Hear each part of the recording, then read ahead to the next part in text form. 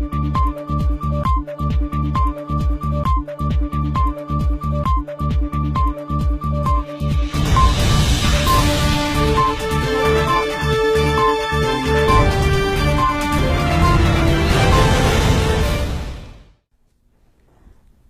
and welcome to OMN's Weekly News. With today's news, I am Aisha Ali.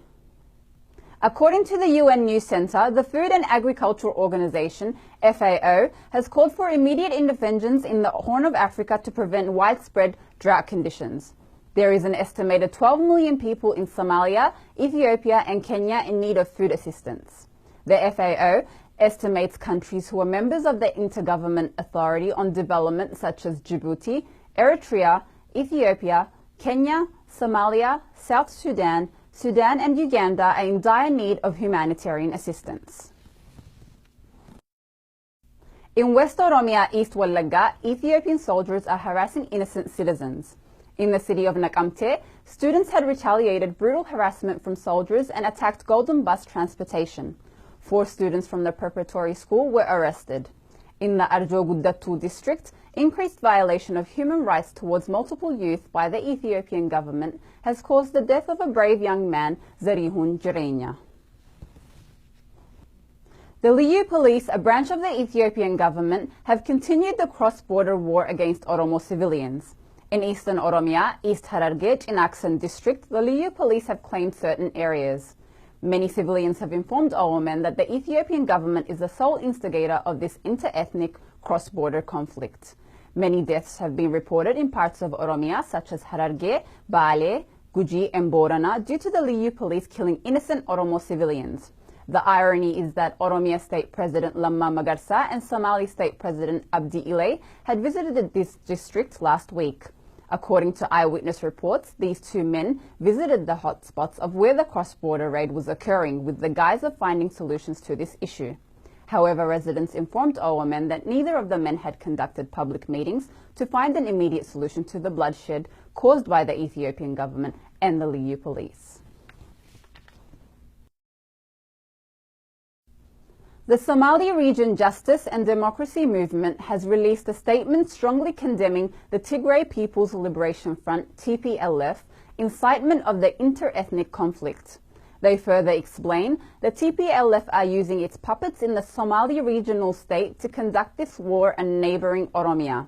They also denounced these despicable acts and has called upon the Oromo and Somali people to unite as brethren and eradicate the TPLF system.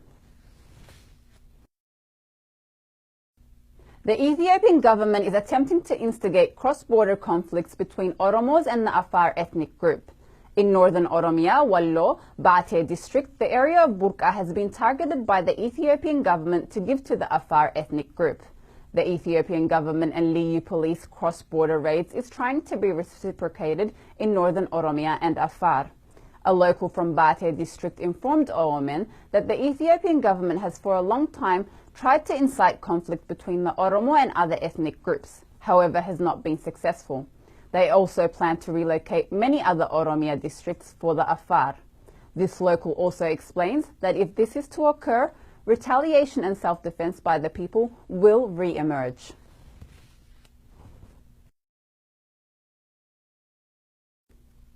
Anti-parasite medication, mebendazole, given to students in East Oromia, East Hararge, Hombolcha district, has had adverse effects on several students.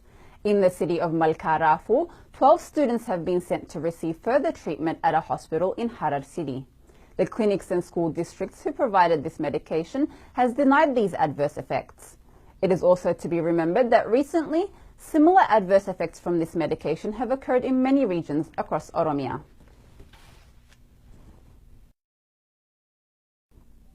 The Ethiopian militants opened fire on a vehicle traveling in South Oromia from Moyale city to Bule Hora city.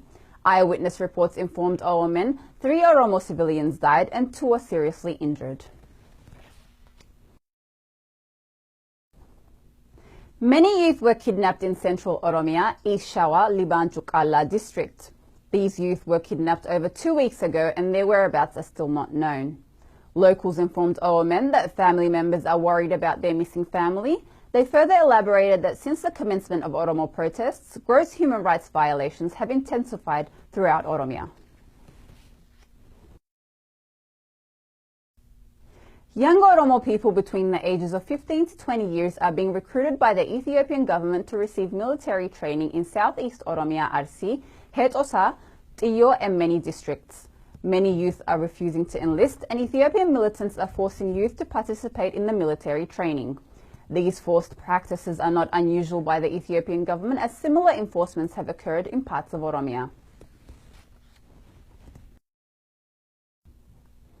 380 Oromo refugees have been deported from Somaliland.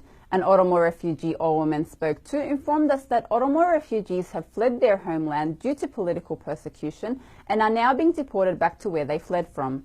These intermittent deportations of Oromo refugees has strengthened the relations between the Ethiopian government and the Somaliland government. This Oromo refugee also informed OMN that the deported refugees will face arrests, imprisonments, torture, and death. That's all the news we have for this program. Thank you for watching. Take care and see you next time.